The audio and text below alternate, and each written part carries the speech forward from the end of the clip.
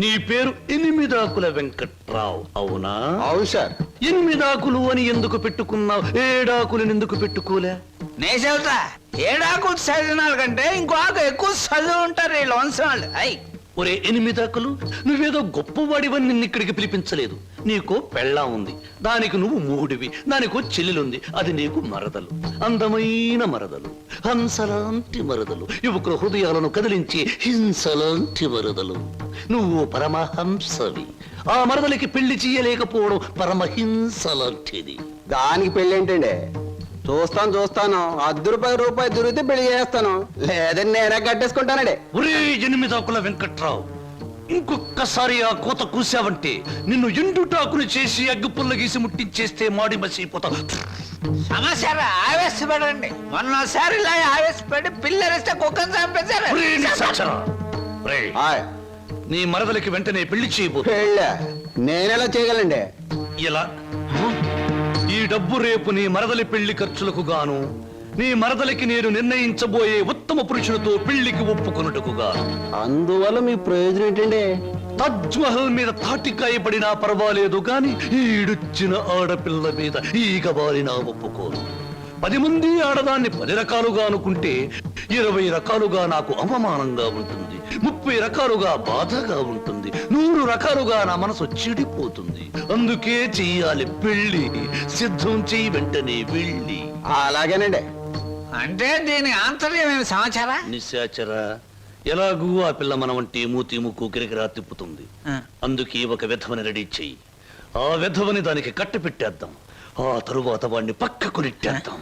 ఆ తరువాత దాన్ని మన పక్కలో చుట్టేద్దాం. అంటే చేపను పట్టేది వాడు, పులుసు వండుకు తినేది మనం.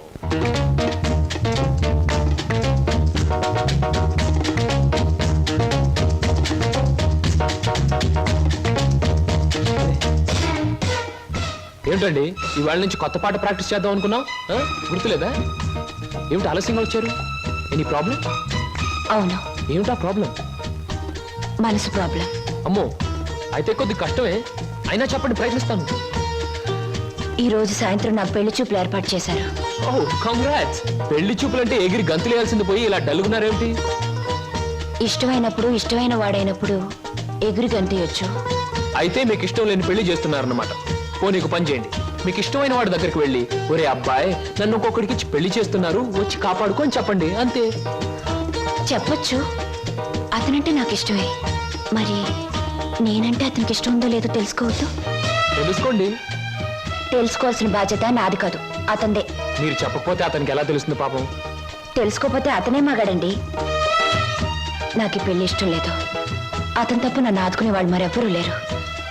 ఏం జరుగుతుందో అదే జరుగుతుంది. ఒకటి మాత్రం గుర్తుంచుకోండి, ఆడది తనకి ఇష్టమైన మగాడి దగ్గరే మనసు విప్పి చెప్తుంది.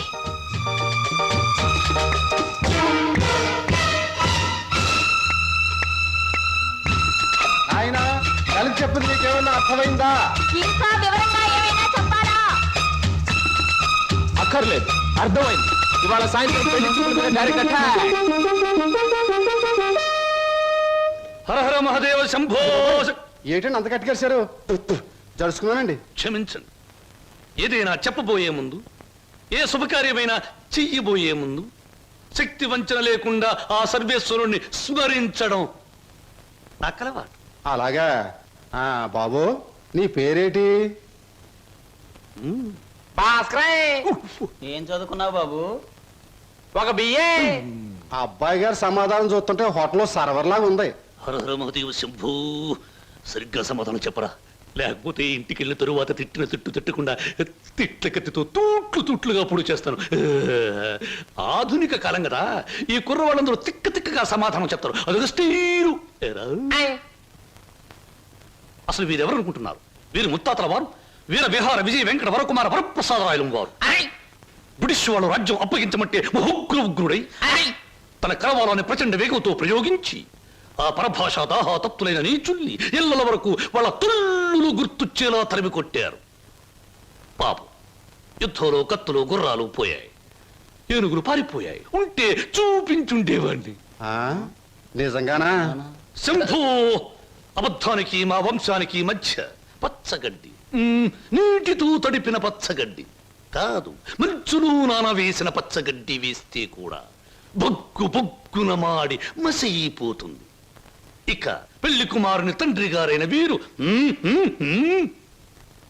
మద్యపానాన్ని నిషేధించాలని ఘోషించి ఆ దీక్షలో ఏకాగ్రతలో సరాగ్రతులైపోయిన క్షతగాత్రులు, గౌరవ పాత్రులు. బాబు ఎనిమిదాకుల వెంకట్రావు, వెళ్ళి అమ్మాయిని త్వరగా తీసుకురా, రాహుకాలం వచ్చేస్తుంది. చూసేదేంటండి, మీరు ఊ అనేది తాములు తీసుకుందాం.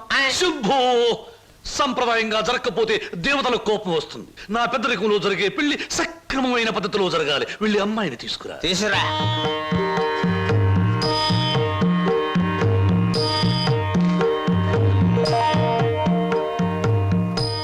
నమస్తే, నా పేరు బొక్కాలంబోదరం రఫ్ బోలా. చూడండి, మీ అమ్మాయి మాకు బాగా నచ్చింది. మా పెళ్లి కుమారుడు కూడా మీకు బాగా నచ్చుంటాడు. వెంటనే నిశ్చితార్థం, ఆ తరువాత శాశ్వత కళ్యాణం. శంభో శంకర, హర హర Mahadeva.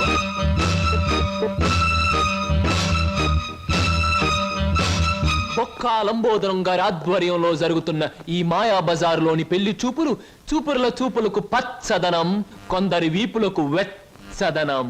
So everything okay? Shambho Shankara, పెళ్లిళ్ళకు ప్రోగ్రాములు పెట్టిస్తారు కానీ పెళ్లి చూపులకు కూడా ప్రోగ్రాములు పెట్టిస్తారు అనుకోలేదు.